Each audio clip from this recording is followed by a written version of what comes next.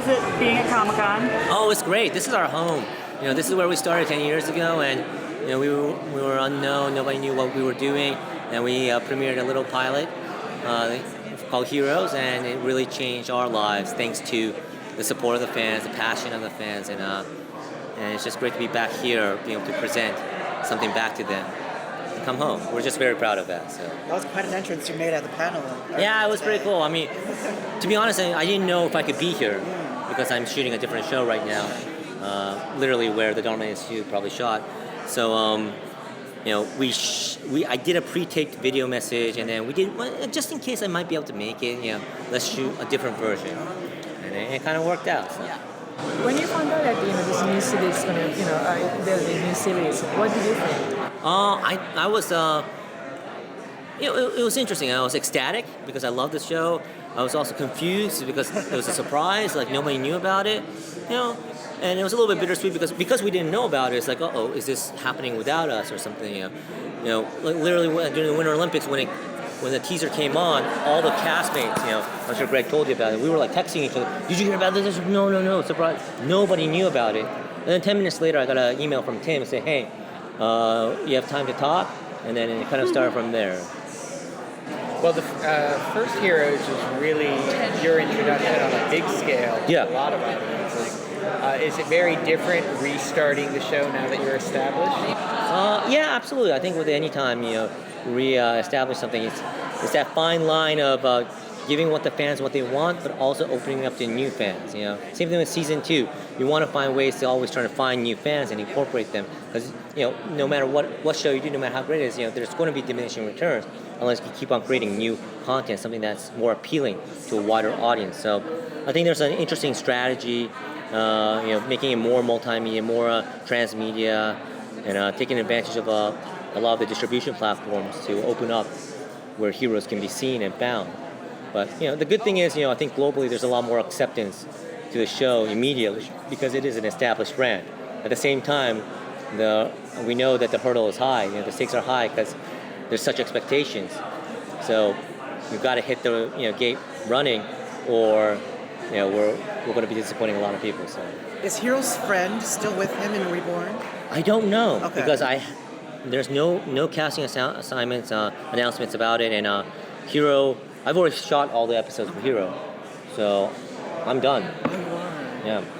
They're dynamic. Yeah, they were such a great dynamic, but I guess that's not what it. But it's also not our story. The way I see it for the original characters, for us, it's great to work with a lot of the original cast, but our arc has been done.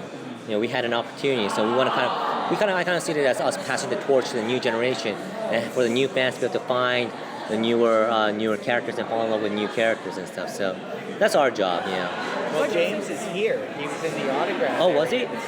Oh, wow. Okay. Well, it's not up to me. Yeah. It's it's a creative choice that Tim made. So I don't know. Maybe something might have happened to Andel. Who knows? What do you think of the casting of Kiki? What do I think of it? I think it's great. It's always nice to have more Japanese characters and on a show. So I think it's fantastic. What episode or scene are you most looking forward to audience seeing, or like for you to see their reaction to it? Well, I think the pilot is all definitely something for me. I think episode 6 is going to be a really fun one. Yeah. Do you get to scream yatta? I was gonna ask that. There was a yatta. I don't know if you guys got to see the final clip. We had a bonus clip, a secret clip that we did, and that showed Hiro saying yatta. So, but it's not going to be the jubilant yatta because he's 5 years grown up now, so he's a little bit more mature. Are there any other changes in your character from the past year? Yeah, he's going to be in a ponytail without the goatee, so he's kind of a hybrid of the innocent Hiro and the future Hiro. And even though he's a samurai, he's going to be wielding a double sword. So I guess it's more like a ninja, but it's creative choices.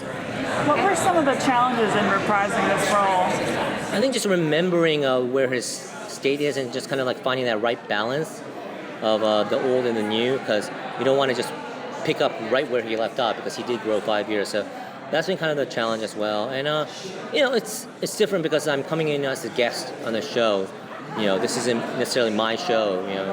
So it's kind of weird, like coming in and it's like, oh wait, but this is a show that this is the character I've done for a long time. So it's kind of an interesting fight to like, oh, well, where should Hiro be in this place? Where it is. So and there's a lot of interesting issues. But once we got into the groove of things, it was fantastic. It was great working with the old and the new folks.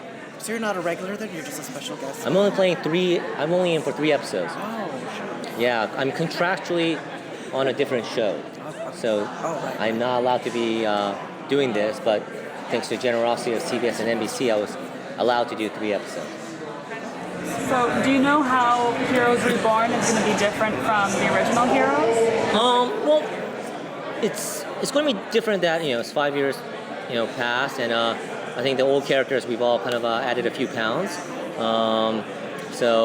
And things have changed, there's been an apocalypse and stuff, but it's different in the sense that, the time's different, you have new characters, but I think the storytelling and the way things interweave is going to be something very similar and something you recognize, very familiar. So I think it's going to be great for the fans of the old series. Since they'll recognize a lot of the Easter eggs, a lot of the format, but you don't need to know the old series to be able to jump into the new one. So I think it's a great format for everyone to be able to enjoy from scratch. You're doing lots of different things as well as a producer, yes. Right?